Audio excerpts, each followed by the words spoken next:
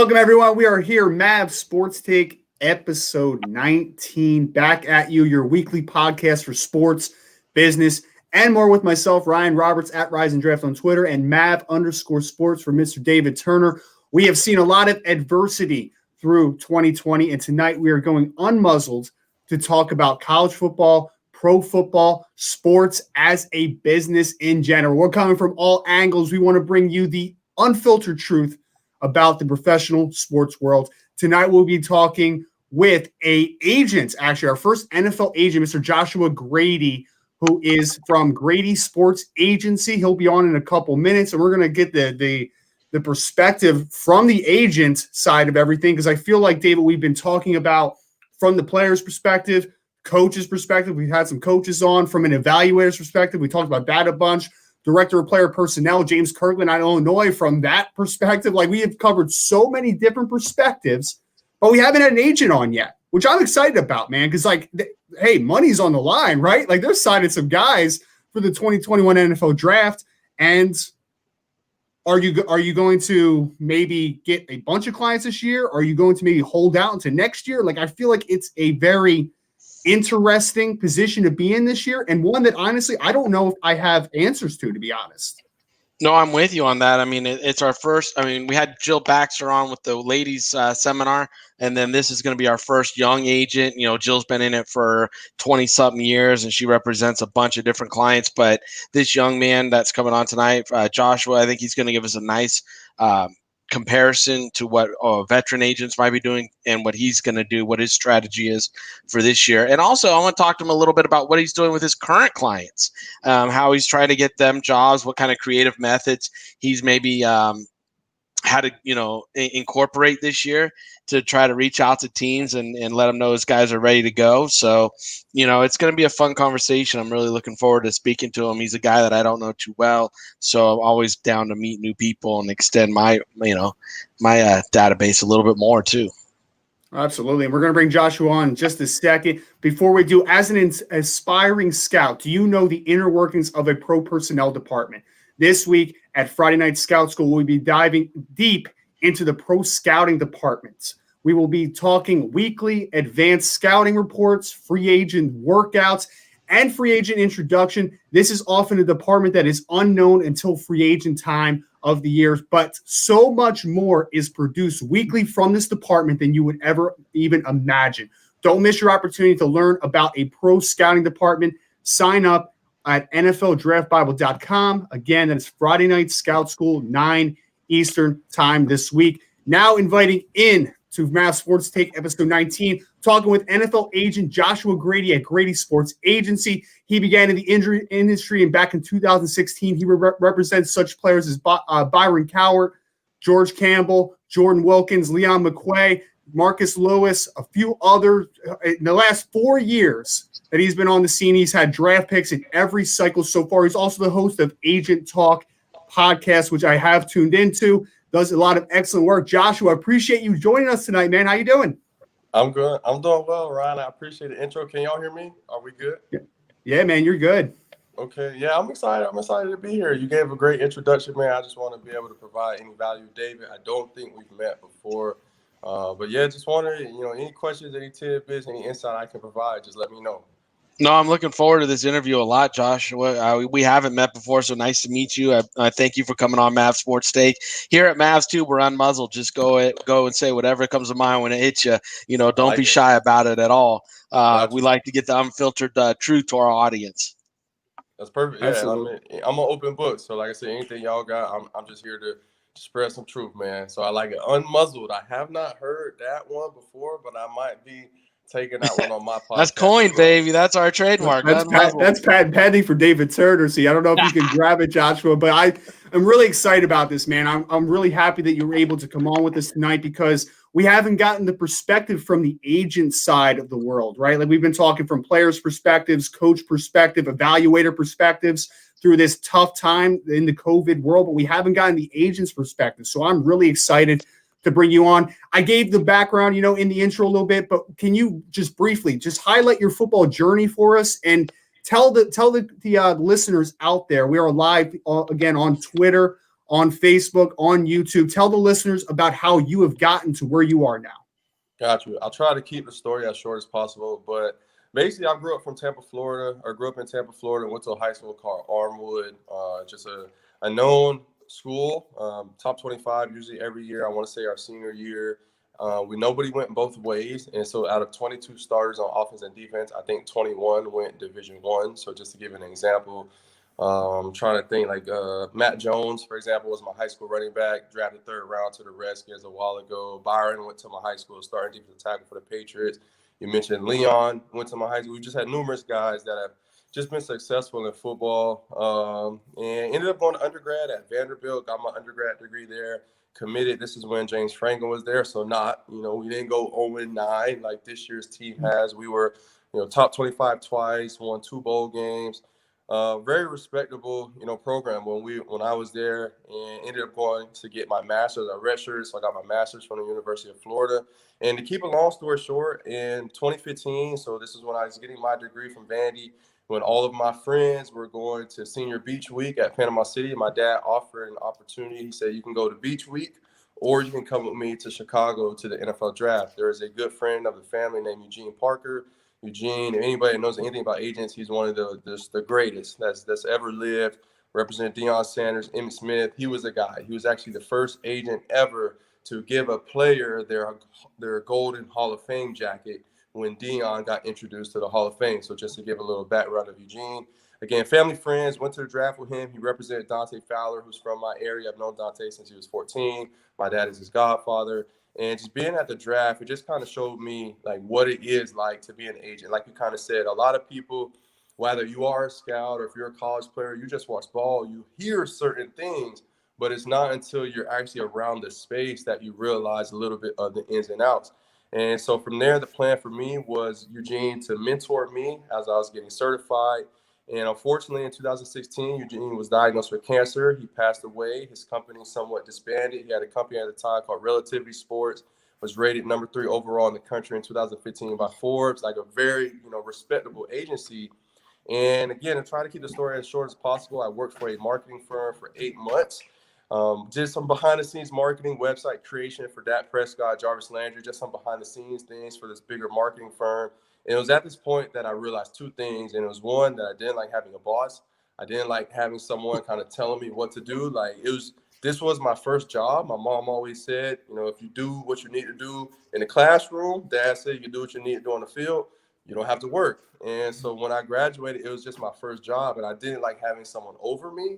And secondly is I just realized to, like you said, unmuzzle, as transparent as possible. I realized a lot of these agents look at young men as nothing but a check, just nothing but a way to put money in their pocket without really providing them any value. And just once I kind of figured out a little bit of the game, we just decided in 2017 to start our own agency. And from there, you kind of mentioned it. We've had a draft pick every year. Very fortunate, very blessed. I love our guys. I love what we're doing. I think it's going to be a good class. Obviously, Ryan, you've helped a little bit, and just the knowledge you freely put out, to be honest with you. I think I follow you on Twitter, and it's really helped put this class together. And, I just love what we're doing.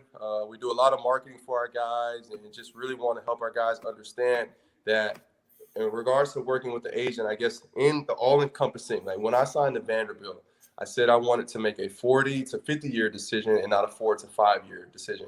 And I liken the agent selection process as the same way. Some guys, they just want, short-term agent that can make me the most money off the bat, or who can give me the most money, honestly. And for us, just to be able to identify those guys that see the long-term vision, then, I think we've done some pretty good things, I would say. So in short, I guess that's how we've gotten to where we are, and, the vision that we have for our guys. That was an awesome background, Joshua. And I really want to get into a lot of, the questions from the agent perspective. But you mentioned the Vanderbilt ties for a second. So I have to go here because I am, a host of Locked On Irish on the Locked On Podcast Network. And they just decided to hire, and I know we're going to talk about it later in the show, but they hired a defensive coordinator from Notre Dame, Clark Lee, as the next head coach. It has not been official yet, but it is going to happen from my knowledge. Just some general thoughts on that, because I know you retweeted it and you said it was a great hire for Vanderbilt. I think it's a great hire. General thoughts on Clark Lee to Vanderbilt, and if he's the guy to get you back to that James Franklin level and maybe even higher. Got you. For one, can y'all still see me? My dad called me. I ignored him. Can y'all see me right now?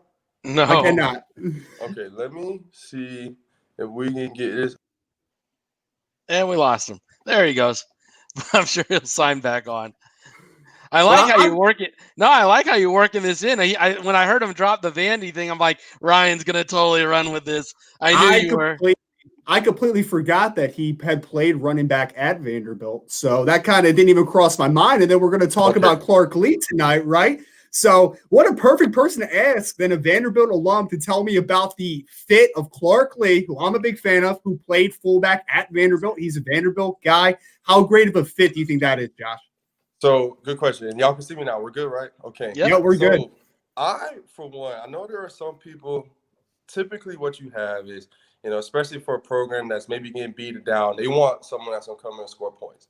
That's really just, that's what a lot of people want. They want that exciting, young, fresh name, whatever it might be.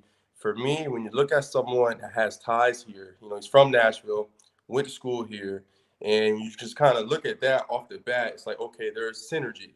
There's a connection. There's a real tie. There's a reason he's wanting to come here outside of just trying to use it as a potential stepping stone, which coaches have tried to do in the past to get to where they're trying to get to. And so for me, just when you look at it from a football perspective, he brings respect to the program. Notre Dame, I was just looking at the college football playoffs. Really, regardless of if they win or lose, they're going to be top 4 in the country. Unless they lose by 50 to Clemson. And so when you look at just what they've been doing on the defensive side of the ball, I think it's been there maybe 3 or 4 years. I've recruited guys from Notre Dame that have talked highly of just the defensive scheme itself. So when you look at that, I'm a fan. You could tell, again, he's coming from a respectable program, someone that knows what it's like to win.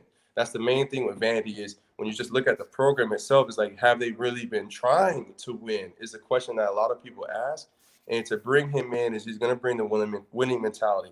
Next step for me, I think, is just seeing, and I actually was listening on the phone today, and this guy was saying he does not think Clark would have taken this job if he did not believe that the administration would give him the keys and the tools needed to be successful, meaning, facility upgrades, like to call a spade. Like Vandy has a lot of upgrades that they need to do, especially when I went to the University of Florida, it's just a stark difference.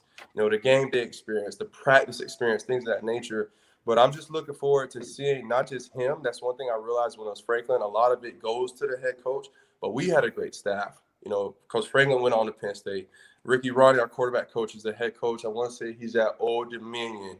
Coach Gaddis is now the offensive coordinator at Michigan.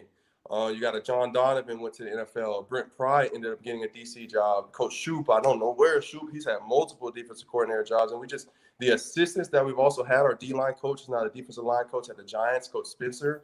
And so when you look at not just the head coach, but the position coaches, we had it all. Like our strength staff, they showed a video a few years ago when Saquon Barkley, I think he had like power clean, like 405 or something like that when he was at Penn State. Well, that was the strength staff we had. And so for me, it's going to be a lot more than just the head coach. I think that's a great start. But now, who is the OC? Who's going to be the special teams coordinator or the quarterback coach, receiver coach? All of those things, they really do matter. And I think that's something that can be overlooked. But again, when you have someone that's coming from a respectable program, I think there's a lot of hope in there for sure. So, we'll see what happens. Joshua, I got 2 questions for you really quick. Just follow-ups. I'm going to go a little off script here on Ryan, but just follow-ups on that. First question is, being a Vandy alum, do you know Mike Martin, the scout that's over at the Carolina Panthers now? Yes, Mike used to be, was he with the Texans? He was the assistant director of college scouting at the Texans, and now he's a scout over at the. But there's rumors Mike might wind up getting the college scouting director job up at the was it Washington Redskins or former Washington Redskins? Sorry, for Washington football team this coming year. So I didn't know if you knew Mike or not because he's also a running back vet from Vandy. Got you. I have not met him in person, but I know I think we connected when I was representing Jordan.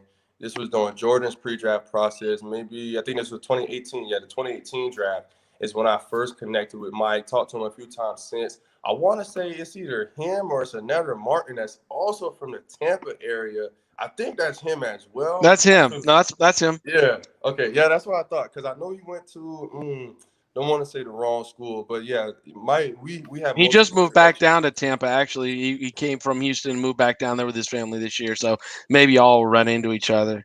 Okay, So yeah, we know a few people. There's a few people I actually went to high school with that's good friends with him that actually work with maybe his brother or cousin is an agent, I want to say. his And brother's an agent. Yep. yeah, so I know a few people that know his brother as well. So yeah, definitely some bloodlines there. Second question, just talking about like, setting up for success. Do you have any indication on who the recruiting coordinator is going to be at Vandy now? Because I hear Ryan Roberts is very good at recruiting and finding talent, and he could be one that would be interested in that gig if it's still open. His resume, I'd sign off on his resume for him. I would definitely be a reference for him if he can land that job. That'd be great Yeah. for the young Mr. Roberts there. It would be interesting to see who gets the job. I have no idea. I don't even know where in the totem pole that is. I think it should be rather high, to be honest with you. One thing I will say, this was when I was, I guess maybe when I was backstage, but y'all kind of talked about, seeing maybe the perspective a little bit from the agent, the younger agent, we would say.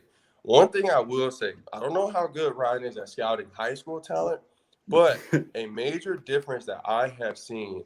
And for instance, I teach an agent academy. So I try to teach younger aspiring agents, what the game is like and things of that nature. For someone my age that, we're also, I consider ourselves the social media era. The number one place I've gone, to be honest with you all, to gain talent or to evaluate talent, to gain film, and just to kind of see as we put our big board together for 2022, the first place I'm going to start is Twitter. Like, that's the first place. Like, when you look at, like you said, a Ryan, I'm assuming, David, I don't think I follow you, but I will, and I would imagine you do the same thing. Nobody follows me. I have like a tablet and I chisel out some words on it once in a while, like the 10 Commandments once in a while. I'm not like Ryan. I am not as good. We make fun of that all the time because I'm very archaic. Grace, I got a gal that does it for me, most of it, because if she didn't do it, nothing would go up. Nothing. I got you. Understood. But like I was saying, is whether it's him, there's a few other individuals that you just follow on Twitter that you get into March or get into the summer, they just putting up clips, and talking about him. And it really does help because as a younger agent, like, I don't know every GM. I've met a few. I don't know you talked about director of college scouting. I don't know every director of college scouting. Even some of the ones you do meet along the road, you might call them, text them, you'll never hear back just because they're like, oh, this is a newer agent. What can he do for me? To be honest. And so to be able to have individuals, I guess that's another thing I realized when I started out. It's a lot of scouts, to be very honest with you, that have the label that don't know what they're doing. to be very transparent, there's a lot of scouts that I've met that you talk to them and they're not that good at evaluating talent. And that's why I think you kind of see just major shuffles constantly. And I've realized that, like, someone like you said, Ryan, someone that just is intentional on studying film, understanding ball, understanding what the NFL looks like. You don't have to be working for an NFL team to be a great evaluator, I would say. So that's definitely something I've realized as my career has progressed. That was a nice ego boost, guys. I appreciate it so much. That was a lot of fun. Man. Well, as a young, well, I'm sure. I mean, the way you intro us, I mean, that's a big enough intro. Like, his intros are like, honestly, God, there's such an ego boost every time he introduces us. It's ridiculous. It's like, oh my gosh, what have I done? Oh my, he has my whole career here. So, but that being said, as a younger agent, what's something that in this recruiting cycle maybe you are struggling with this season versus other seasons you haven't struggled with all the environment and this new world that we're living in? Got you. I would say, so there's pros and cons to anything. We'll use Zoom as an example. The pro has been with COVID and the lack of travel. Like, we just had a son. He's 8 months old. I've done, up until this month, all of our recruiting has been just like this. Whether it's a phone call, getting on a Zoom, doing presentations, things of that nature. Really from right here, like my dog right there, we've been on the couch. And so it's been a lot cheaper because being an agent, if you want to see 30 guys, you got to go fly. Usually you would have to go 30 flights there and back. But now I'm able to do a lot of my recruiting at home. That's been a big benefit, saving money, saving time, saving energy. On the flip side, though, there is no substitute for intimate in-person dialogue as well. And so sure. I think trying to build those relationships through a screen, it can be tough.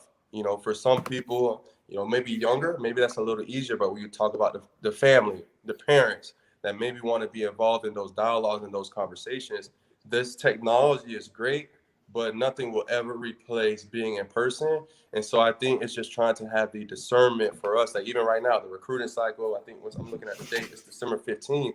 In roughly 2 weeks, it's over. The cycle's over. And so I'll probably be taking a few more trips. I'm actually supposed to go to the Northeast this week, and they about to have some sort of snowstorm. Talking about they getting 18 inches of snow. I'm in New Jersey, man. That's my day to my day right now. Yep, that's it. Mm-hmm. So it's pros and cons. I would say that everything with COVID has not been bad. I would say that again. I've saved a lot of money, saved a lot of time. It's allowed me to spend a lot more time with my family. And honestly, this will probably be our best recruiting cycle just yet. So I think, being able to adjust, that's one thing Eugene told me is as an agent, you are nothing more than a problem solver. Like that's what you are. You solve problems. Like a lot of people think it's about just the contracts, and that's a good amount of part. But, if it's a 5-year contract, once it's signed, you ain't got nothing to do for 5 years unless player gets cut and all of the things. But being able to just try to solve the day-to-day problems and the world, stuff going on in the world, I think that's a lot of where the focus is right now. Mm-hmm. And let me ask you, Joshua, because I think there's several angles that agents might be taking this season, and you can completely correct me if I'm wrong, or at least just let me in on what your mindset is about it. I feel like some agents are going to bypass this cycle and say too much uncertainty. I'm not putting my money out there. I'm going to just, whatever. I'm just going to go on to 2022, hope for better. And then I think that there's going to be some agents that are going to say, I'm going to get some bargains this season because there's going to be some uncertainty. But hey, some of these kids might catch on. There might be under the radar guys because they haven't gotten a full slate of games, whatever it might be. What is your mindset about the challenges of understanding how many clients you can take on and just the demographic of this for this cycle? Gotcha. Good question. And I would say for sure you hit it on the head. Is one big approach we want to do is we wanted to eliminate risk, or as much as we can lower risk. And in doing that, what we have decided to do is when our class comes out, it's mainly seniors. There's a few juniors we're recruiting, but it's mainly seniors. And that's because of the All-Star games. Last year with Pro Day, for instance, like you mentioned, George Campbell. With George, when we signed him, we were going to sign him anyways because George's family, but just as a tangible look is with George, we're like, okay, we have this guy with a lot of upside, but he potentially maybe we need to try to get into an All-Star game, or if he got invited to the combine, he didn't, then he really needed to have a ball, just a standout pro day. He's someone 6'4", 205. We knew he was going to test well. He was just someone that if teams were able to see him in person, that they would be like, wow, okay, let's give this guy an opportunity. But with COVID canceling pro day, for example, that's a major opportunity for him taken away. And this year, we don't know what's going to happen. I know the Senior Bowl has sent out invites. We don't really know if that's going to happen. Even with the combine, typically, I think every year, was it 300 guys that get invited to the combine? 350. I think it's 250 is, it's around 350, 350. Maybe they cut that number down, to try to reduce the amount of exposure, things of that nature. So right. Even, again, with pro days, we have no idea if a kid is in the state of Pennsylvania and it gets to March and then they come around with some sort of regulation that, we can't have such and such amount of people and social distancing. Well, their pro days canceled. And so for me, I think the main thing we try to do is recruit guys based on the film. Guys that when you just turn on the tape, you can tell they're a game changer. And I would say that has been the biggest philosophy for us. And you also just talked about just kind of with the demographics as well, is most of our recruiting is going to be on the east side. It's been on the eastern side of the states, to where if we do need to travel or guys are going to train, it's not that far apart. So I guess that would be my main philosophy, trying to reduce the risk and just really trying to reach out to guys that we believe are not just going to get drafted, but guys that we feel have long-term potential within the NFL. Now, Joshua, are you going after recruiting any of the opt-out players that opted out playing this season? I know you said only a few juniors and mainly seniors, but no opt-outs? No, there's a few. I'm open. We reached out to what's the lineman, Slater, the lineman from Northwestern. Rashawn Slater. Yeah, he's a good one, man. He's a good one. And that's the crazy thing too. It's guys that are about to be like first or second round picks. I reached out to Rashawn like last September. So like not this September, but the one before. So he's just an example. His dad pretty much was like, y'all are what we're looking for, respectively. That's okay. But he was out of all the guys that opted out. I mean, I reached out to Caleb Farley. So this was most of these guys. I reached out to them like this time last year. I reached out to Caleb Farley, Rashawn Slater. I'm trying to think anybody else. I don't think anyone else that opted out. We had reached out to Journey Brown. I know he had the heart condition. So there's a few guys that we did at one point try to recruit, but none that we're still actively looking at. Now, how many when it comes to training and stuff, do you have them like train on the East Coast as well? And how much money are you putting out for training? Are you going to encourage them to train at school? How are you going to tackle that financial output this year when it comes to getting these guys ready for if there is a pro day? And again, being candid with you, I'm hearing the combine is in jeopardy because local officials in Indianapolis aren't wanting them to come go 350 kids to traipse through the medical facilities there and the hospitals there in Indianapolis, and then have the PR nightmare that if a kid or a coach or somebody from the NFL does get COVID from being in Indianapolis, then everybody's talking about it's a hot bread and now it's a petri dish, and plus getting those guys physicals and stuff to put them above other people that might need basic physical needs that aren't getting it. I hear the local officials in Indianapolis are really skeptical of having it there this year. So, what is it you're going to put out for training without the certainty of a pro day or even the combine? That's a really good question. And that's exactly what I was saying is all it takes is for the state, nobody with football, but all it takes is for the state to come and say, this isn't happening and it's not going to happen. So to answer your question, every guy is going to be different. What we've tried to do, for instance, like in Dallas is an hour and a half flight for me, nothing too crazy. But with Dallas has multiple training facilities, as well as some really good coaches. So what we're trying to do is, we'll probably sign anywhere, I would say maybe 4 to 7 guys. We just want them to be near each other if possible, to where they're not as spread out. And what that does is, for instance, we have 2 guys that I think will train at the Exos Dallas location. Then now that's able to reduce costs for a rental car, able to reduce costs for housing to where maybe they can potentially live together. Some locations will also do it. Well, if you have 2 or 3 guys training here, they can provide discounted rates, things of that nature. And we also, I'll say this, I won't say any names, we're recruiting a specialist. So that's something I learned last year. Is like Sterling Hofford. Sterling's one of our guys. He was one of 2 punters drafted last year. Sterling ain't cost us any money for training because he's a punter in the state. He was just in Syracuse. We do certain things with the housing and food, but there is no training. So that $15,000 or whatever amount that some location might be charging, for him, that amount was 0. And when I saw that, I was like, whoa, like we need to start looking at specialists. So there is a specialist that we're looking at his training won't be too much. There's also a edge guy that we're looking at that's got a respectable. I think he's got. You're not allowed to use the edge word here. He's either a 4-3 defensive end or a 3-4 outside linebacker. Okay. That is one. So he is definitely a 3-4. So he's a 3-4 outside linebacker for sure. Thank you. Yeah. Okay, that's good. That's good though. I know some people like that term. Okay. So it's completely asinine for a scout to hear edge. Like honestly, on our end, when I'm on the that's like no, he's either a 3-4 outside linebacker or a 4-3 end. And Ryan knows it. Look at the way he's talking. Look, he knows it's one of my things. It's like no, make a decision. I deal with this every day, Joshua. Every single day I deal with this. I respect it though because it can be. There's so many different meanings that it could have to it. So I do agree because everyone is either 4-3 or 3-4. And that is the reality. So he is a 3-4 outside linebacker, and he said he wants to train at the school.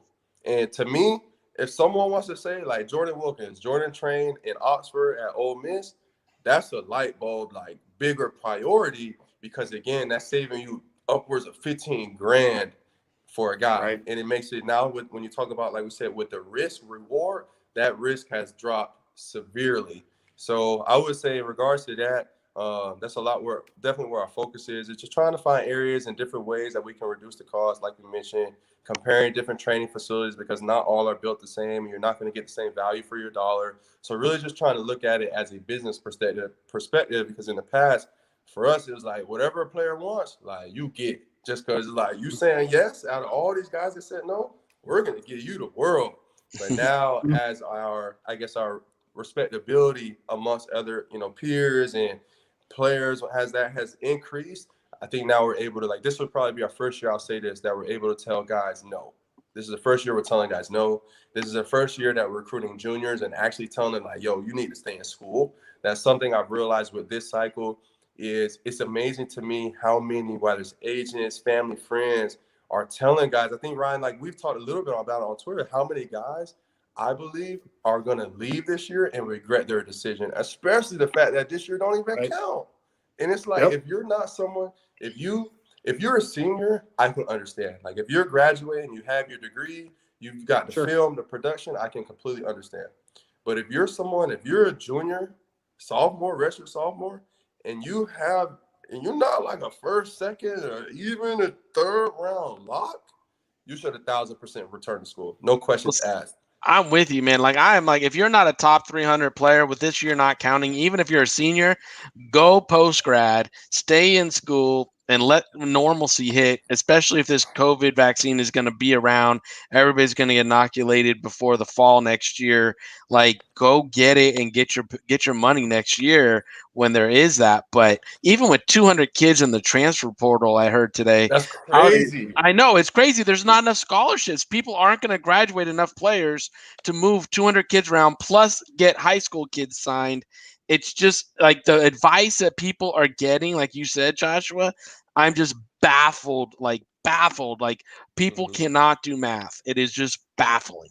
Especially small school kids too, because you already mentioned like the uncertainty with the all-star circuit, the uncertainty with pro days. Like a small school kid that might be talented comes out. Maybe they had a limited opportunity to show film on this year, and then they come out. They're not an all-star kid. Their one shot is to get a pro day opportunity, and they might not even have that. What are we doing here? I don't understand that concept. I don't understand that thought process, to be honest. So I think it's a lot of it is, like I said, it's usually one or two people. It's agents that feel like they have a good relationship with the player. Even, I mean, there's a few guys that are juniors right now. If they left and they tested phenomenally, I think I said it right, they would maybe be 5th, 6th round pick. But even I'm still is like, why would you settle for that when you can come back to school, potentially play your way into being a 2nd round pick or a 1st round pick? It just doesn't make, you talk about the numbers, even just financially, that doesn't make sense. And it's just, I don't know, but it's also one of the reasons why we wanted to become an agent or start our own agency is just be the lack of guidance. You know, for some of these guys, especially, we'll use I'm trying to think, a Cincinnati will be a good example. You will have some guys that just because their team is getting a lot of hype, or like a Tulsa, your team is getting a lot of hype, certain players might be getting a lot of hype on your team, and you can buy into that hype, not realizing you're going to be evaluated strictly on an individual level compared against all the other people at your position. And so for me, it's just so many factors that guys, they're going on. I mean, honestly, they go online and maybe they find 1 or 2 mock drafts from random people that have them, maybe in the 4th round. And they're like, this person has me here. So that means that's what NFL teams are thinking. And that's just not the case, you know. And so I just hope that guys somehow, some way can just be making the right decisions. Because like y'all said, even with the transfer portal, there are going to be guys that are going to transfer with nowhere to go. And it'll be interesting to see how it plays out. I guess the last thing I will say, too, that I think all this is showing as well is definitely the need for a secondary league. I know The Rock's trying to do, what he can with the XFL and whatnot, but I think if there was some sort of, not necessarily a competition, but how the NBA has the G League, developmental league of that sort would be tremendous to help players. I think that would definitely be a viable option in the future, especially when you look at the numbers. Oh, absolutely. Absolutely. I agree completely with a lot of the points you made. And this is why, like, I get inboxed by players all the time, right? And they ask just like general opinion on you. I'm like, if I haven't seen them, I'll say, I can take a look, just give you some general thoughts. There's also the NFL advisory board, which you might want to look into, which is a great option to take. David Turner will write you a scouting report, a guy that was in the scouting departments of NFL teams, CFL teams for 18 years. Like, those are things that when you're making that decision, should be things that are weighing in your mind. I want as many opinions on my game as possible. I know, Joshua, we've taken up a bunch of your time. I think we have 2 questions left for you. I want to just ask briefly about, we talked about, hey, are the pro days going to get shut down? Are the testing going to be possible? For this cycle specifically, after the cycle that you just went through in 2020 NFL draft, I'm sure that you're probably taking account a lot more foresight this go around, knowing, hey, if this happens, I probably have to have a plan B or a plan C or a plan D. Like, I have to be prepared. How has that changed the next step for you as you're going through the process, just kind of understanding like, hey, I need to be prepared for anything that comes my way? Yeah, I would say two things is one, I think it's helped during the recruiting process because that now gives us, like last year, for example, when Pro Days got canceled, we did put together our own Pro Day for George and Scotty, that they were to come together, they were able to get numbers, we filmed it, they ran routes, all of the things. So it's giving us something to show guys that we are recruiting, like, hey, if this does happen, we can do it again. But now also learning, like, one mistake, I mean, honest, like, you have to be able to learn from your mistakes. Last year, when we did have George and Scotty's Pro Day, it was in Tampa. One thing I did not realize is that it would have given more credibility to have either a current or former scout actually there to certify the times. For me, I was just like, look, y'all run it, we record it. Whoever's going to be on the other end, they can record it on their computer themselves. But it just helps to be able to have someone that's in, because at least it seems like, David, you could correct me if I'm wrong, it seems like scouts do have some sort of bond together, and to be able to have a former scout just come to certify the times and make them official, I think that's definitely something I would learn moving forward. To if Pro Days do get canceled this year, that would definitely be something I would want to get ironed out just to help our guys and make anything that we do just give it a little bit more respect on the numbers. Well, you're right on that. I mean, last year with COVID being so fresh, I was approached a few times by schools even to come certify the times, but I just didn't know enough about the disease, so I stayed home. But this draft season and over the summer, I paired with a company called ANC, and we held a lot of combines that we certified all the numbers myself. I took every 40, did all the measurables, and again, this coming season, I'm available to do that if you need me to do that. We might be in contact. Yeah, let me know. Absolutely. Mavericks, again, that's why I started Mavericks years ago, because I wanted to give people like yourself and the players, any athletes, it's not just football players, it's athletes, to know what's on the mind of the interviewers and people that have the jobs that you're trying to get. So we train players like how to do the interview process, how to go through the process, understand what the Wonderlic is really testing you on, understand what, questions might be coming your way when you're answering a question, how to answer the question, all that kind of stuff, because we want to help you get a leg up on the competition when it comes to professionalism and maximize these opportunities, not just, concentrate on your 40 speed, concentrate and be the whole package. But that being said, we want to help in any way we can at Maverick. So if that means certifying numbers, absolutely. I know plenty of people around the league that will take my numbers and say those are verified because David took them, 18 years in. So last question though for you. What is your advice that you can give to athletes who are weighing the option to go back or enter into the draft? Any selections who represent them or whatever? Like, how are they gonna? What is your advice? It sounds like you're weighing heavily to tell everybody go back to school, but I don't want to assume that. I would rather just ask you the question, and let you tell us flat out. Yes, I would say. I mean, you kind of nailed it. For me, is I ask guys, when do they get their degree? That's the one question you want to know. When do you get your degree? Because if you're someone, you got your degree, then now you compare it to where do you rank, realistically in regards to this draft class. And you just give them as much honest assessment as possible. I was talking with a dad of his kid at Boston College, and really good player, probably be, if he tests well, maybe a 4th or 5th round pick. Letting him know though, like, talk with such and such team. They believe he has the talent to be a potential 2nd round pick, and just providing that value to them and letting them make the decision on their own. For me, I would say, again, like you just mentioned, my advice for guys has been just try to get as much information as you can, and just realize, like, if you are a guy that maybe you're going to go and draft it this year, you might want to return. If you are a guy that maybe even if you're going to be a 5th, 6th, 7th round pick, but you have a lot of upside, you might want to return. And that's really, I mean, there's only been one player that I've said that I told him I think it would make sense for you to leave. And that's because I think he's going to be a 2nd, 3rd round pick. And he's a junior. And he also will have his degree. He enrolled early in school. So it would have to be the perfect storm of, you have your degree, you believe you're going to get drafted day 1, day 2. And if it's not that, my take is to go back to school. Now, again, we talked about the seniors. That's a little different. But especially those that you've only been in school maybe 2 or 3 years, to me, it's a no-brainer. No, It's absolutely. just like I would say this as well. The last thing, little plug, we do have a documentary. It's called The Long Game. It's on Fox Sports, but like we call it the long game for a reason. For guys in this situation, because I tell guys this, like for a lot of these guys, why they leave or why they decide is they feel like, man, I'm so close. Like I'm just so close to just a taste of being in the NFL. But I just try to make them realize, like, look, yes, you might be close, but what makes sense in the long run? What makes Right. sense in the long term? So that'll be above anything else. I would say that's my take. Is just trying to get guys to understand what makes sense in the long run, and for them, if there's someone that maybe listens, then what it does is, well, maybe we don't sign them for 2021 when they would have been maybe a 6th or 7th round pick.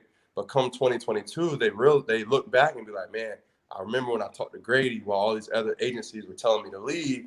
They do what they need to do this 2021 football season. They know who was there giving them the honest and real input that hopefully allowed them to increase their draft stock by a few rounds. So, we'll see what happens.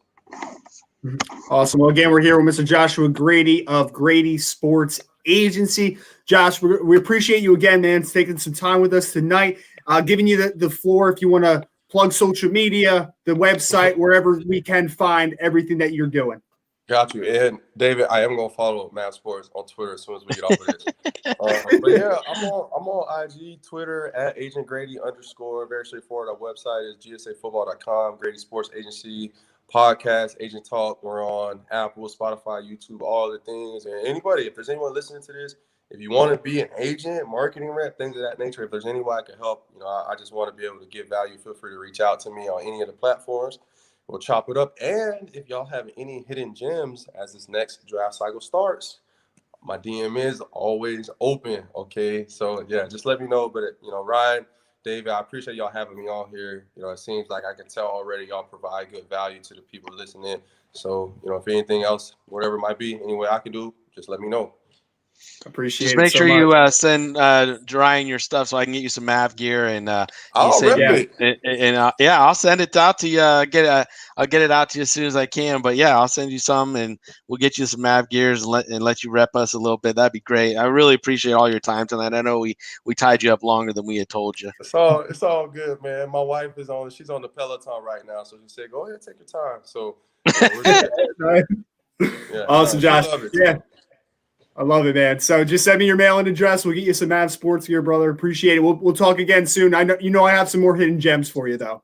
Yeah, I know you got me, bro. So David, let me see what you got too. But yeah, if y'all need anything, I'm here. Feel free. I'd love to get on whatever. Any way I can help, just let me know. Absolutely. Thank you so much.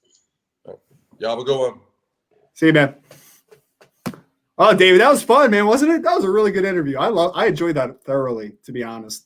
Oh, me too. Like I said, it was the first time I've met him. You knew the guy, and I thought he was a great interview. I loved how he was unmuzzled, and he just brought everything to the table for our audience to listen to and hear about from the agent's perspective.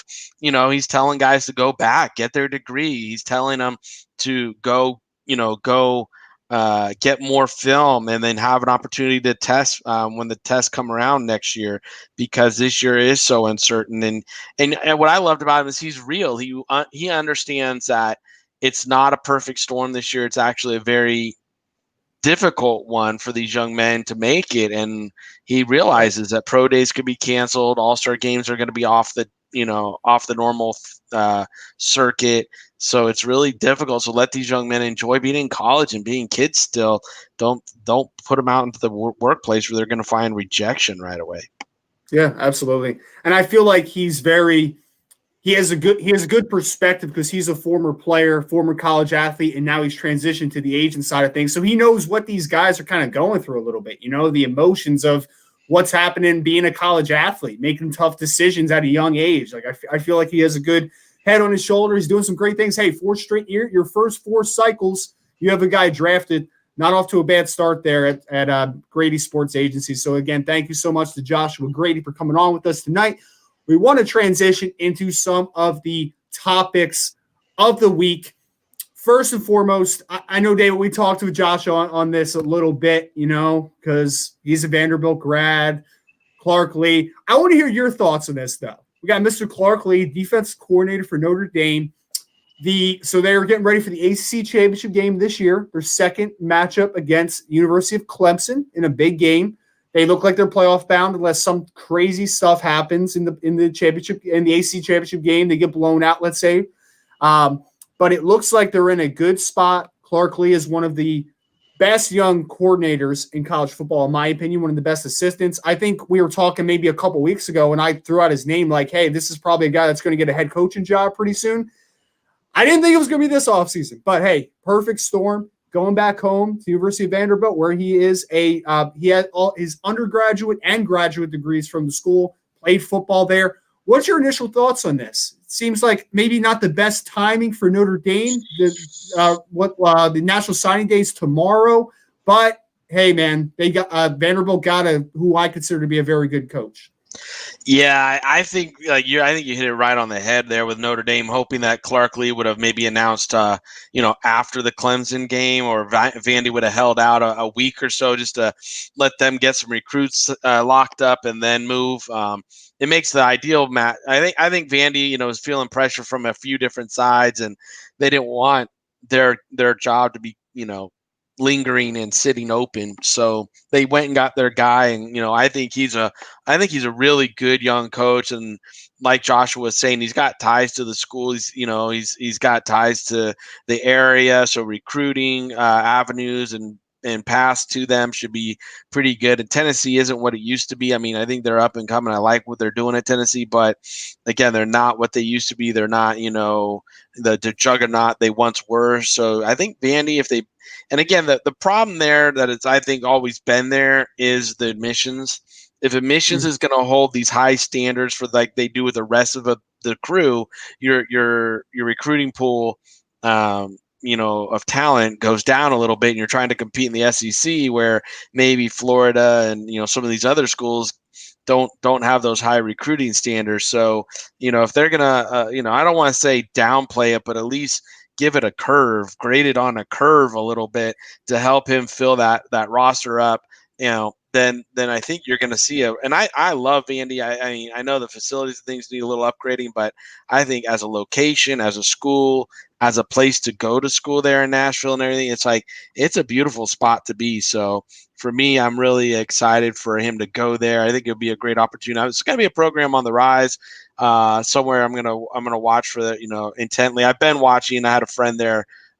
He just passed away, but Osea Lewis was a coach there. He had cancer and he's passed away. So I've been watching Vandy for a few years, and it looks like I'm going to keep watching him now and see how this young coach does there.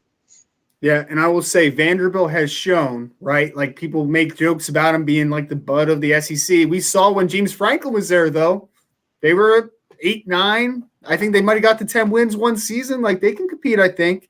Obviously, it's going to be a couple years from now. Josh mentioned the patience that Vanderbilt will have with Clark Lee potentially being an alumni and bringing that Notre Dame flavor to the facilities and everything. And one thing that you mentioned, Dave, which I think is a great point, is Vanderbilt will have a tough time recruiting because of the difficulty of getting into the school academically, because it's such a great academic institution. Now, it's a lot easier to recruit at Notre Dame, but there are some of those same difficulties. You have to obviously be a certain level of student to get into Notre Dame the same way at Vanderbilt. So I think it's a really good mesh. I think stars kind of align for him this offseason. Vanderbilt might not be a dream job for some, but hey, he was a player there, so I'm sure that he's probably dreamt about being the head coach there when he got into coaching to begin with. So big shout out to Clark Lee getting an opportunity. We got Jesse Fritsch in the chat here that said that was awesome. Josh is a good guy. Follows me, not David. So I guess he's not following you, David, but Jesse's got the follow. So just so you know. I'm so happy for Jesse. When he tunes in and chimes in, I get so excited. Jesse, thank you for being such a loyal listener and contributor to the show. I mean, it's just lovely that you're so consistent with your jabs at me, baby. Absolutely. Absolutely. And actually, big shout out to Jesse. Big shout out to everybody that's following us live right now at Rise and Draft on Twitter. We appreciate you all for taking some time here. Keon said, great interview, guys. Very educational for some collegiate players. Agree, Keon. I think that was a great perspective to have. And it was really refreshing to hear an agent say, like, hey, we need to be honest with these kids. We need to tell them to go back to schools. I don't think that that's always the case with agents. So very, very fun interview there. Want to talk about next, David. Gus Malzahn out at Auburn. What's the next step for them? We see Vanderbilt already make a decision. I don't know how quickly this job is going to come. I don't know how quickly this job is going to be filled. Let's start with you here, though. Maybe give me a name or two that you think might be interesting guys for the Auburn position. Because I got a couple guys. For you. Well, I'll tell you one that I think is going to try hard for it, and I don't think I'm too far off on this, is Billy Boy, Bill O'Brien. I think Billy would love to land the Auburn job and be in the SEC coaching and recruiting and going up against Nick Saban and having that whole mystique about the SEC job. And I think that's a job that would pay him well. So, I think Bill O'Brien, honestly, I heard his name with Vandy, but that surprised me because of, again, the limitations on recruiting into Vandy. Whereas, in Auburn, you really have wide open recruiting trails. You got great staff, great facilities, everything down there. So I would see Bill O'Brien would be one that is actually probably actively pursuing that gig. I think, from what I'm hearing, which is fresh. Last, day or so, right? Right. I think it's going to be a hot one. They're not looking to rush to judgment or rush to a decision. They really want to have the right guy in there, whoever it's going to be. So I think this is going to be one that could take a few weeks before we know really who's going to get it. Yeah, no, I agree. And I think that – so there's two ways to go about this job, in my opinion. We're not even talking offensive versus defensive coach because obviously Gus Malzahn was an offensive coach, so Bill O'Brien, offensive coach. It makes sense from Bill O'Brien's perspective. Obviously, he's out of a job. Bill O'Brien was a very successful college football head coach at Penn State. He took over a really tough situation, and he was successful there. So it makes a lot of sense. I think there's another way that you can go, though, if you don't want the quote-unquote retread, the guy that might be a little more proven, is to go young. And from our conversations about college, I think that our coaching positions, I'm a fan of going young and giving it a shot. I'm not a fan of retreads. You're like the biggest cheerleader for the young coaches. I'm like the opposite. I'm like, give me the proven guy. Let's go with the proven guy. It's so great for our listeners because they get both perspectives. They get mine and yours, and they're completely opposite. So I went really opposite here. You went retread, offensive coach. I'm going to give you two guys that are coordinators now on the college football level, both defensive coaches. So I'm going young and defensive and college coordinators. So the first guy we talked about, I think I actually picked him for my staff when we did that a few weeks that terrible team that you put together. That awful team. Well, my awful team here is going to talk about Jim Leonard, again, defensive coordinator from Wisconsin, who I think is an excellent coach who, hey, you want to talk about, hey, maybe he's not a NFL coordinator next year. Well, I think that he can be a damn good college football head coach because he was a successful college player, a damn good NFL player, and he's been a college coordinator now for several years, and he has Wisconsin year in and year out a very good defensive coach and a very good defensive system and unit that he has. And plus, Auburn runs a 3-4 system already. You don't have to change things schematically too much because that's what they run over at Wisconsin. And it's just a different atmosphere and it's a different perspective. We're not taking, the offensive coach and Gus Malzahn. I hated their offense, but that's another point for another time. I think sometimes going the opposite there, bringing in a defensive coach, maybe getting a young offensive coordinator that really is one of the air raid guys, one of those guys that, has kind of been on that Graham Harrell type of arc, like one of those young creative offensive coordinators combined with a defensive coach to the degree of a Jim Leonard, I think is a potentially good fit. So that's one name I wanted to throw out. Let me ask you this question. Yep. Jim Leonard, how do you think he would be recruiting down south in the SEC? I think it's a different recruiting in Wisconsin than it is down in Auburn. Auburn is, I think it's hard to recruit down there, and it's very, very competitive. How do you think he would handle that? I think that there's a couple nice selling points to him. And Jesse says, love you, David, in the chat. Thank you so much again. He spreads love all the time, Jess. Love you, baby. So I think he's got two things going for him, right, David? One, he can look at he can show Wisconsin tape, and he can show what he did with lesser athletes and show, hey, I can develop players, for one. For two, hey, all these guys that he's going to go into these living rooms, they're going to want to play in the NFL. Hey, this guy did it for several years, and he was a damn good safety on the NFL level. I think that you can convince these guys, like, hey, I know what it takes to get to not only to the college level and be successful, I know how to get to the NFL level.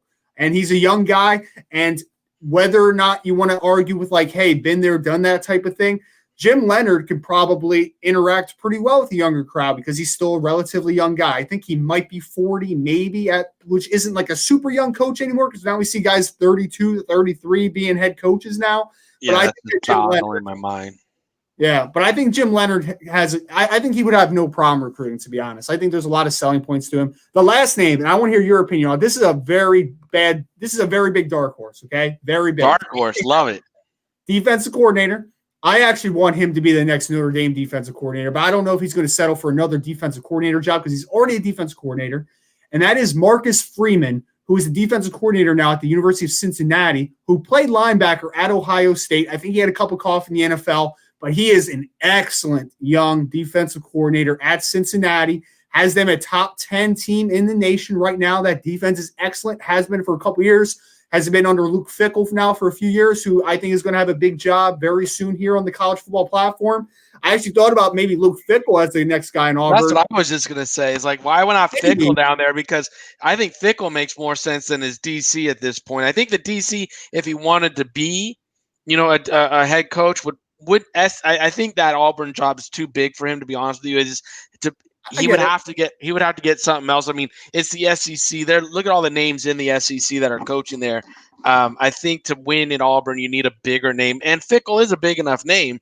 I think Fickell could get the buyout and go down there. I mean, heck, I wouldn't sneeze at that at all. I think Luke Fickell would be a really good coach down there, to be honest with you. I like now that kind of came up in the conversation, and I like that idea because, he's a guy that I love. I think he gets the most out of his players, and he goes in there and he really does a great job coaching. And if you gave him the talent that they have down there, man, that could be a really good mix. And I'll tell you this, the guy who just, not as a head coach, but the guy who just got fired at Texas Tech, who was the scapegoat for that offensive troubles down there, Yost, when they were at Utah State, Yost was the guy who put that new system in where they were snapping the ball like every 20 seconds and they scored all those points. That was his offense. So for him to be the scapegoat at Texas Tech, I just don't understand that. And I think it was more defensive problems down at Texas Tech than offense, because more often than not, the offense put numbers up. The defense just couldn't stop anybody. But he would be a good offensive coordinator for whoever takes that job at Auburn, to at least interview him, because he's a good young coach that, again, I think would make still a very good offensive coordinator. And if you gave him the kind of talent that Auburn gets, it could get silly. It really could get silly there. No, and I think that you actually convinced me on Fickell while I was talking through it, because I didn't even really consider Fickell for some reason, because I just think of him as like a Northeast kind of guy, a North guy, like he's going to stay up there, and I don't know. But maybe he's the next Michigan coach. I don't know, even though he has Ohio State ties. But here, how about this one, David? I'm going to change it. Ready? Yeah. Luke Fickell to Auburn, and then Marcus Freeman promoted to head coach at Cincinnati. Is that better for you? I like that better. But I think if Luke Fickell goes, I think Freeman might want to be the DC down at Auburn. I'm just saying he could, because it's a bigger job. And in a year from now, 2 years from now, that job could lead into a South Carolina style job or a North Carolina style job or something, but again, if he goes and he keeps it rolling at Cincy, there's nothing to say that wouldn't lead into those kind of jobs too. Absolutely. Absolutely. And we have Damani Stasner, who is in the chat with us. He said, just stumbled upon you guys during the great interview with Josh, recent Vandy grad and undergrad recruiting intern. Would love to chop it up with you guys off air in the future. Absolutely, man. Yeah.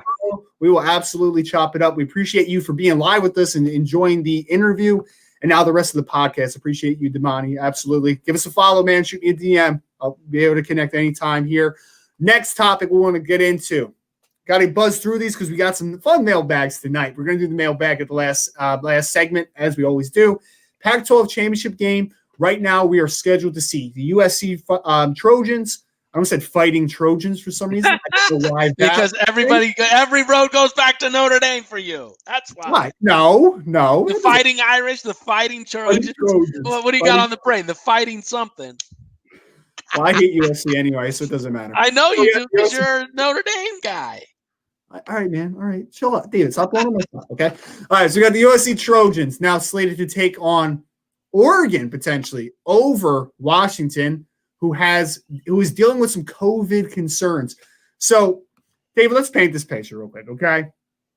Pac-12 is in the same boat with the Big Ten, right? They are like, nah, we're good. We don't want to play. Pac-12 comes back very late, have a lot of guys opting out specifically in that conference. Now it seems like a makeshift Pac-12 championship game. Is there a good team in the Pac-12 this year? Oregon's talented, but they're rebuilding a little bit. Washington, same story. USC, I want to buy into USC because there's a ton of NFL talent on that team. But hey, man, Clay Helton, is he a guy? Now we're looking at a makeshift Pac-12 championship game. Oh, man, you have to think that the Pac-12 is a little bit of a mess right now. Oh, I do. And you know what's messed up really is Colorado was supposed to play Oregon this weekend, and then all of a sudden that rug just got slid out from underneath them. And, they're like, okay, well, now we don't have a game to play. Then we need that game to be bowl eligible and whatever. And all of a sudden, nope, you don't get one because, we need to have a Pac-12 championship game. And, Washington's COVID is messed up. So therefore we got to slide in Oregon. So it affects two different schools or all three schools. And, to me, it's just a situation that is messed up. The whole year is messed up in my eyes. I think even last year, what was it? Your boy down at Mississippi State had a nice little rant about this year and COVID. Yeah, it was. I don't know if you heard. Why is he my boy? That's your boy. So you should go. Go listen to that. But again, I think it's USC. I kind of like USC. You turned me on to that quarterback before they even started playing, and I started. Yeah, and I was like, wow, that guy's he's pretty talented. His arm talent is really interesting a lot for next year because he's only a true sophomore this year. So I think it's going to be interesting to watch him. But yeah, I think that it's all, to me, every single conference championship this year, everything should have an asterisk except for the ACC, to be honest with you, because honestly, the ACC is going to have a 10-1 or a 10-0 team and a 9-1 team match up. They played a full schedule and they're matching up, getting ready to get it on. So that one's not, and you could say Florida and Alabama too is no asterisk, even though they've both had their concerns and things go on down there. So those will be interesting, but the rest of them, I mean, Ohio State's a joke with what's going on there. They're betting every rule and possibility for them. And again, now we're seeing it out west with, USC and this whole thing happened. So, that's my take on it. I don't know what your take is, but I think it's messy, so I'm going to let the people that make all the money decide things to that degree. All I know is Notre Dame's 10-0, baby. One more win, and we're in the playoff. Even if we don't get the win, we're probably in the playoff. So I was going to say, even if you lose to Clemson, so that's not going to knock you out of the playoffs. And again, everybody wants Notre Dame in the playoffs. Everybody wants Ohio State in the playoffs for ratings. So therefore, that's why they're going to be there. I think this is going to be the first year. I think even if Clemson loses to Notre Dame, this is going to be the first year, I believe, that the first playoff ranking, the top four that started, is going to finish as the last playoff. And that's never happened before. And those four were set. That's the way they want it. That's the way that they want it, bro. It's all the business. I mean, but Alabama's undefeated. Ohio State, whatever. We can talk about that at a different time. But they're undefeated. They've won every game they've played. Notre Dame has won every game they've played. And Clemson's only lost one football game. They've just backed it up on the field, those top four. You know what I mean? When they've played. But if Clemson loses to Notre Dame a second time, then Clemson shouldn't go. I'm sorry. At that point, who are we putting in? Because I think the fifth right now is Texas A&M. We're putting Texas A&M in? I would rather see a one-loss team, a Texas A&M, a one-loss team who's played every game they've matched up on, played every game that's lined up, in there and give the opportunity to play. Here's my question, though. Ready? So Texas A&M played Alabama, and we all saw that outcome, right? I think it was like a 20-point loss or whatever it was. Alabama's a really damn good team, okay? So don't get me wrong here. My thing, though, is if we're looking at Clemson, let's say they lose 2 very close games to the number 2 team in the country. The only team they've lost to is Notre Dame. What is more impressive, the 9-2 record with 2 close losses to a top 2 team, or a 9-1 record with a loss to Alabama by 20 points? Like, which one's more impressive to you? I don't know, man. Like, I think it's a good debate. I think it's a good debate too, and I don't think it's going to matter because Clemson's going to beat them this weekend. But that's just another conversation we'll pick up on Saturday morning when we tune in. And Notre Dame's in either way. It doesn't matter. They could lose. They're still going to be in the playoffs. Not if they get pounced by like 21. But anyways, what's the last question of the night before we get to the mailbag? I'm sorry. I just want to keep us going. Thank you, David. Thank you. We're over an hour like we always do. Okay. Last thing that we want to touch on, bowl season. What's it going to look like? Real quick, David, is there going to be a bowl season? What's it going to look like? Or do we have any answers here? If you were a person that had a high authority and made decisions, what would bowl season look like this year? I'll be honest. I don't know if finances make sense for bowl season. And when I say, for me, if you can't have fans in the stands, I know there's TV revenue for these games and content, but without fans in the stands, how much money are these bowls making? And without the Rose Bowl parade and all the other stuff that goes on with the Rose Bowl, what's really the lure there, and how can they get it? And will local governments allow for these bowl games to have people there, or even be able to take place with the COVID spiking so much as it is right now? It's just so interesting. Obviously, we're not going to have anywhere near the number of bowls we had last year or the years past, and that we hope to gain back next year. Hopefully, we don't lose them all to next year, but I think people have to start thinking about investing forward and maybe taking a year off, but keeping the money that's in the pot for next year's bowl games and getting teams, there and doing all that to recover from the 2020 seasons and lack of money. And again, like we saw what Boston College was just like, yeah, we're opting out. We're not going to do a bowl. We're just turning our attention to basketball and everything else, because to have the kids around, testing, sequestering them, and get to a bowl game, which is like 2 to 3 weeks away, there's a lot of money still on the university to do that. So, and they didn't make a lot this year. They all lost money. So I just don't know. I think we're going to see over the next course of 7 to 10 days, universities do the cost analysis of going to a bowl game, or just, turning the kids loose and calling it a year that we're not going to even try to go to a bowl game because there's not going to be enough financial benefits to go to one and have it done. We're going to get into our mailbag here in a second. Before we do, what are you getting your special someone for the holidays?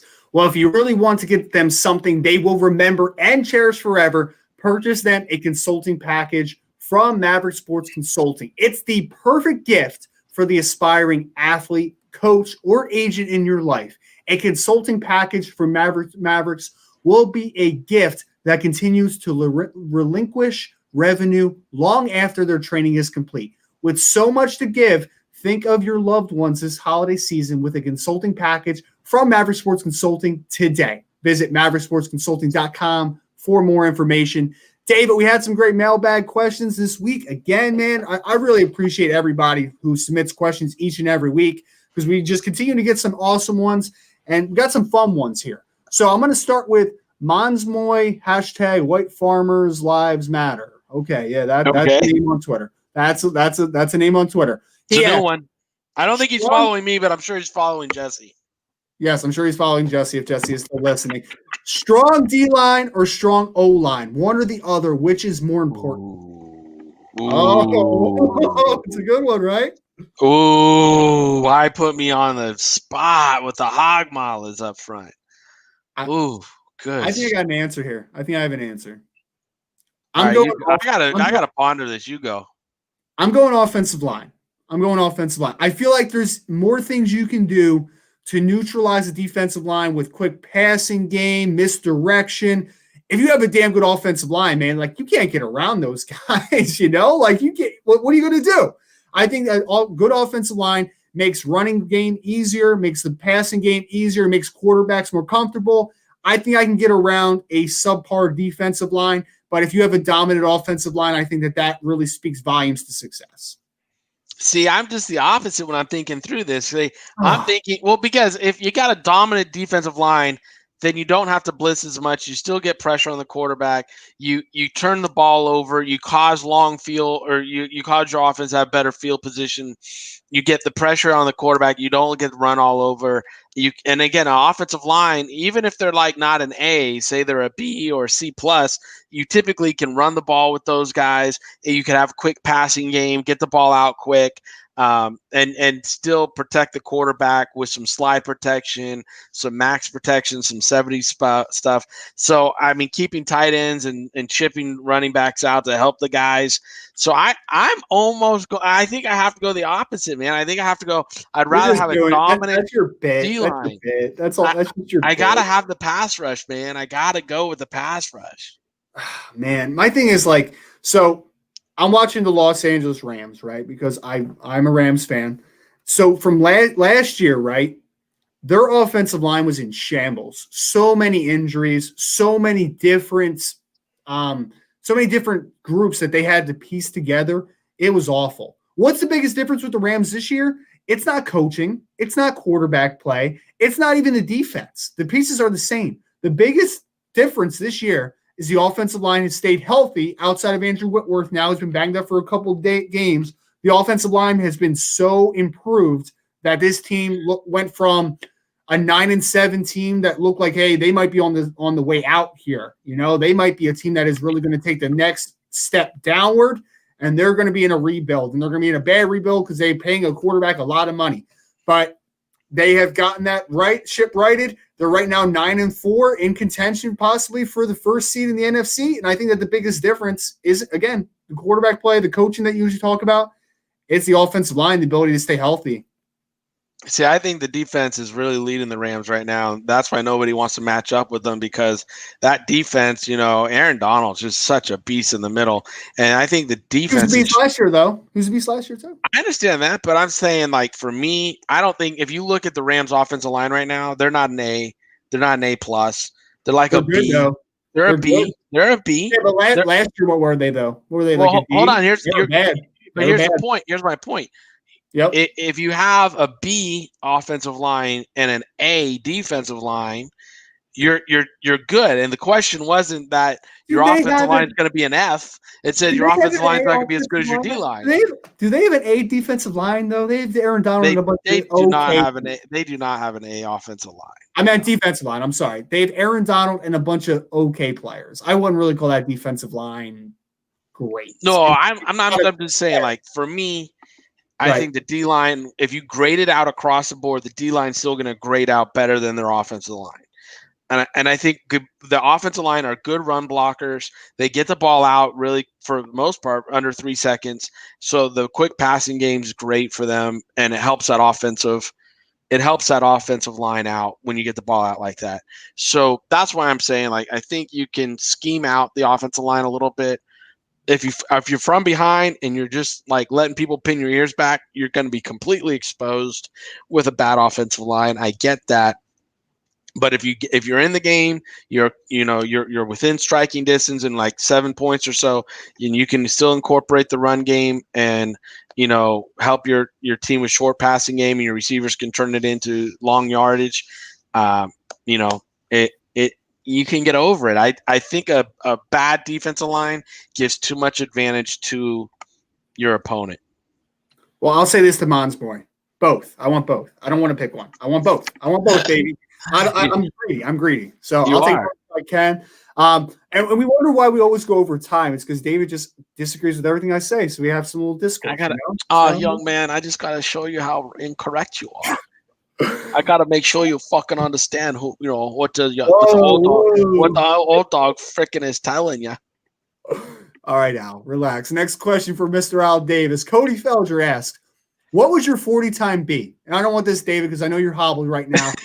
If you were in solid shape, a normal David Turner, the best shape you've been in a while, you told me, what would your 40 time be right this second. I had actually a conversation with this earlier in a Twitter group chat I am with Joe DeLeon and Alex Gilstrap, and they were asking me like, "Oh, I want to hear the answer to this one." I am positive, and you're listening to this, positive. If I stretched and I went out to a field right now, if I'm warm, I can hit 5 flat, guaranteed, 100%, no doubt in my mind. So there it is. Yeah, I mean, I'm 45 years old, and I stretching for me will take years to get back to any kind of thing that resembles limber. So I'm gonna. I'm be faster than Rich Eisen. That's what I want to know. I would beat Rich Eisen. That's for sure. There's no doubt about it. Whatever his fastest time is, I would beat Rich Eisen. Would I beat you? No. I mean, I'm probably a 5'5" guy right now. I would say a 5'5", solid 5'5". That's not bad though. That's not bad. Rich ran like a 5'9", I think was his best or something. So yeah, I could beat that. I wouldn't be a 6. I would be 5'5". I think I have 5'5", 5'4", 7 if I'm lucky. Yeah, in there. And Jesse does not believe it. Look at him. Look at this. Look at this little emoji he just put. Oh, jeez, Jesse he does not believe you. I think he put that in there when it was yours, not mine. No, I don't think so. Hey, man, I'll show Jesse my calves later, and I mean that in the most. Oh my gosh! Listen, non-weird way I could possibly represent that information. I'm not in a bad shape, David. I can run a little bit, and when I was playing, I'll tell you I could run probably 4.8 if I was in peak situation right now. But right now, I'll say 5. Hey, I can hit 5. I was clocked sophomore year going into my junior. I was clocked at a 4.52. So I used to have some wheels on me. Those are way gone though. Way gone. Oh, I love this play on words. Jesse said, "I think David's a 5'4" guy." Jesse, you are a creative SOB. I love it. That is good. That is really good. So we got a little who don't know. I'm 5'4" tall, so that's why he did that. That's why it was a funny joke. Good one, Jesse. I love it. David, I have a loaded question here for you. Ready? Okay. Setting me up. You have to pick an NFL career. Okay. Oh, I already did. A, you're an average NFL player, but a hometown hero, a hometown legend. Okay. B, you're a superstar Hall of Fame talent, but no Super Bowl rings. C, you're a bench warmer, but you win 5 Super Bowls. Or D, you played for a few teams, but always signed big money contracts. I'll be Dan Marino. Perfect. No Super Bowl rings, but Hall of Fame talent and made a lot of money. So I'll take that choice.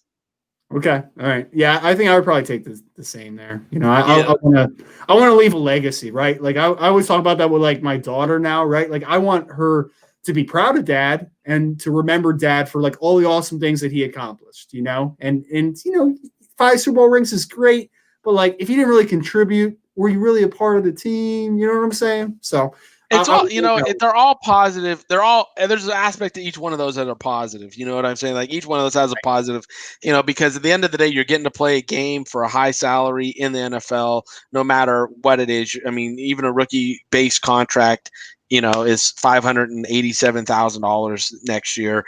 And, if you're a veteran, minimum's $1 million.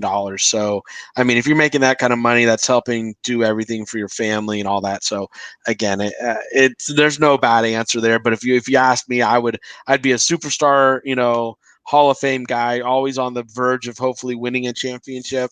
And then, if it never happened, it never happened. Like a Philip Rivers, like look at him. He's made a ton of money.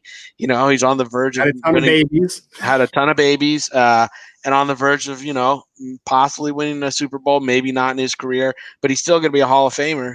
And that, his post-playing career is going to take over wherever it's at because of his resume he's built on and off the field during his playing days. So it's a shame that we're so quantified by that one Super Bowl ring. Because if Dan Marino won one single Super Bowl, people might actually, because I know some people do, like the Dolphins fans or even people that don't really take Super Bowls into account would say Dan Marino might have been the best quarterback ever because he was amazing, right? But if he would have one Super Bowl ring, the conversation is completely different about Dan Marino. Well, the other thing that hamstrings Dan is I think he only had one appearance in the Super Bowl too. Right. And so it wasn't like he went to, like Jim Kelly went to 4 Super Bowls and lost all 4, right? Like he got him to the show in 4 consecutive years. That's like ultra impressive. Not winning them is his Achilles, but again, he got his team there 4 straight years, and no one's played more football games than I think those 4 years that the Bills played. I mean, think about that, getting to the Super Bowl all 4 years. I mean, that's most football in a 4-year span that I think anybody's ever played. So that's impressive to guys like me, who think of the effort it takes to get into that game every single year. So, but again, that question is a great question. Thanks for putting it in, and I think you don't lose with any of the answers.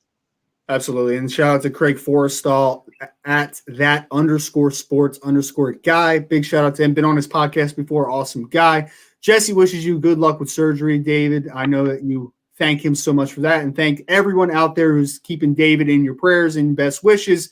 About to hit surgery. You know that we are here for you, David, if you need it. Absolutely. No, I appreciate everybody. The love and the outpour has been incredible the last couple of days, and I appreciate all the prayers and all the well wishes. So thank you, everybody. And we have 2 questions left. We're going to keep this under 90 minutes. So I did good this time, I think. So next question we got from Lorenzo L. at Lorenzo Lazo. He asked, how realistic is this situation? The reality that Jerry Jones turns to Zach Wilson in the draft, with outlets saying that Dak Prescott has no leverage over Jerry. So he's saying Dak's out, Jerry takes Zach. What are the impressions here of the situation, David? It sounds like the kind of mistake that Jerry would make. So that would be great. And so I think realistic. No, I think Dak would be happy to go somewhere else at this point and get a nice big contract and, move on into a nice winning environment. Because the reality is, if, think about the Indianapolis Colts get Dak Prescott, don't they just become like one of the favorites? If Phillip Rivers moves on and they go and give Dak a nice contract and boom, he's there for the next 10 years. And, behind that offensive line and with that running game that we're seeing develop there, I mean, that's an instant, Super Bowl, favorite for next year in my eyes. So, I mean, if Jerry wants to do that, let him make that mistake. I'm not a Zach Wilson fan. Everybody who listens to me knows that, understands that. I'm not as high as other people are on him. I think, he'll come down to reality the closer we get to the draft and the more people really digest his film and not just watch him on TV. All right, there's your take. David says Zach Wilson's a little overrated. Last question of the night from Jack Dispo at Jack_Dispo. He gives us a situation. 4th and goal from the 9-yard line, down by 5 points with 3 seconds left. So we're in a must-score situation here on the last play of the game. He asks, pick your ideal quarterback and 12 or 11 personnel to get the touchdown and win the Natty. Playing Alabama's defense as well. He put that in there. I'll start here, David. Right? So playing 12 personnel here. Playing 12 because I want those big targets in the red zone. I'm going to go with Kyle Pitts as my flex tight ends. Maybe move him around a little bit, get a little leverage, motion him across, playing the H, playing the slot, wherever I feel like putting him. I think that you can cause a lot of mismatch opportunities there against linebackers or safeties potentially down near the goal line. Then my second tight end is going to be Mr. Pat Freiermuth from Penn State. He's a big you took my guys. No, I didn't. Did I? Yes, you did. Yeah, I told you before we went on. I was going Pitts, and then while we were thinking about, I was like, oh, the Penn State tight end. That's the other one I want. Yeah. Fine. I'll change it. I'll let you. No. You're good. Go ahead. Okay. If I can have Freiermuth, in all honesty, if this wasn't just 2021 specific guys, NFL draft guys, I'd probably take Michael Mayer from Notre Dame because that dude is legit, but he's only a true freshman. So we're going to have to wait a couple years to talk about him. So Pat Freiermuth is the big body guy, 260-pound tight end. He has that big frame that you love in the red zone. You can also do a little bit of blocking down near there if that is what you so choose to have him do on the last play of the game, max protect. I don't know. But anyway, so those are my 2 guys. Running back, I have Kenneth Gainwell, the running back out of Memphis, who's actually an opt-out player, but he is the really athletic, pass-catching running back that I want near the goal line. He has great hands, over 600 yards receiving last year. He is a guy that I can even motion out, go to empty. Like, there's a lot of things you can do with Kenny Gainwell. My 2 wide receivers that I want, one is going to be Jamar Chase, another opt-out guy for LSU, but that is your super physical, winning at the catch point type of wide receiver that you want near the red zone. I think he can do a lot of damage there. And then my last guy I would probably choose, I'm going to go with Devonta Smith from Alabama, just because I think that he has great body control. He can do some things in the air as well. He's shown a propensity to score touchdowns. I think that he gives you a lot of flexibility. And my quarterback, usually start with the quarterback. I'm going to end with it. I'm going to take the best one in college football, Trevor Lawrence. Run, he can pass, he can do whatever he wants. He's got that tall frame. He can navigate, he can extend. Anything you want in a quarterback, Trevor Lawrence can do. So again, Trevor Lawrence, I got Jamar Chase, Devonta Smith, the wide receiver, and then my tight ends are going to be Mr. Kyle Pitts and Pat Freiermuth. David, the floor is yours here. Well, I'll lead off with, we're really similar in a lot of things, and again, I don't have enough time to really think back my trio here, but I think the 2 tight ends are right on. I like both those guys. I think Trevor Lawrence would be my quarterback if I had to pick one from this draft class. Absolutely be Trevor, because you got a run-pass option quarterback there that could do some things. Now, as far as receivers go, I think the Devontae Smith kid is a great one out of Alabama. I'm taking Tony out of Florida, and here's why. Because as a Z motion fly option, he gives you some stuff that you can get creative with. His initial quickness is really well off the line, so he can lose some guy. And again, if you're going 12 personnel, you can run some kind of motion where he maybe splits in between tight ends, does a natural rub off of one of them, and then he's wide open with his speed and his body control to catch the ball. He's made some great adjustments to balls this year. So, I really like Tony a lot. And then running back wise, I'm contemplating, who it would be. I mean, there's a good class of running backs this year, and I like Etienne so much that, I think he can find but the running back I think I would have to choose the running back at North Carolina. I mean, that kid Williams. Yeah, I think that kid, he's really an impressive young man, and I think having him in the backfield, having those 2 tight ends, Lawrence and then Tony and Smith at the receivers, really gives you an incredible 5 skill position players to score on that play. Well, I love Javonte Williams, man. He had an insane run this past weekend where he absolutely obliterated one of the Miami defenders. David, that was a good game, by the way. I don't think we really talked about that game too much. No, we're looking at what the time is. You said we're going to be under 90 minutes. We're about to be under 90 minutes because I am going to close this out here. Again, we thank you all so much if you've been following along with us tonight. Thank you so much for following along with Mav Sports Take episode 19. Myself, Ryan Roberts, at Rise and Draft on Twitter, at Mav_sports, Mr. David Turner. We appreciate you so much. We would also appreciate if you want to throw us a review, some feedback, what you liked, what you didn't like, what you would like to hear from us. Throw it out to us on Twitter, again, at Rise and Draft or at Mav_sports. We appreciate you all so much. This Friday, again, we're going to go into the pro football scouting department.